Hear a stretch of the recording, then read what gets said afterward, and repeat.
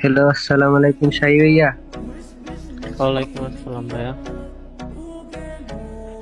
ভাই কেমন আছেন? ভালো আছি ভাইয়া।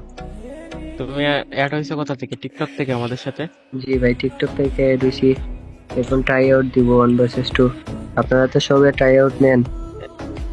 হ্যাঁ হ্যাঁ, ট্রাই আউট তো নিবো।